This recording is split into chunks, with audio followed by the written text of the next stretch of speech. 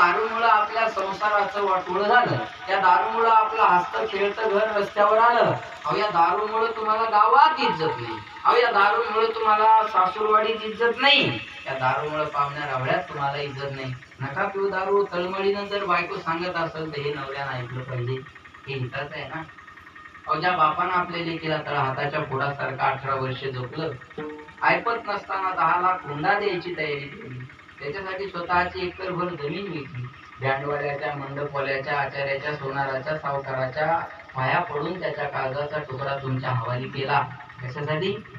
दारू पिऊन तिचं आयुष्य बर्बाद करण्यासाठी, 5 लिटर रॉकेल अंगावर ओतून घेऊन पेटून घेण्यासाठी, पिढी पिढी मारून आत्महत्या करण्यासाठी.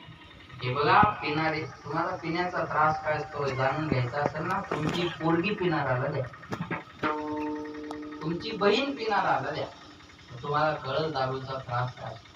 सणाच्या दिवशी बी भांडणं असतात वगैरे, किती अवघड जीवन आहे.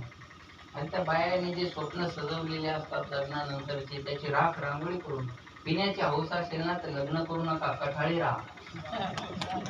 कठाळ्यात सांड वळू वळू, तुमच्या इकडे काय म्हणतात मला माहित नाही, आमच्या इकडे कठाळ्या म्हणतात. विठाला विठाला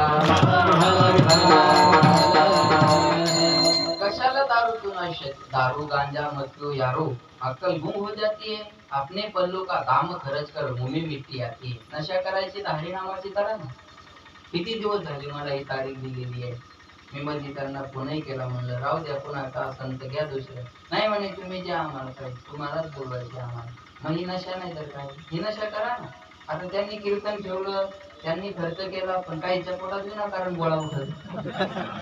कशाला आणायचं एवढा लांबचा महाराज, तू गप मर ना. त्याची इच्छा आहे ते आणायला लागली, तू जेवण घरी जा.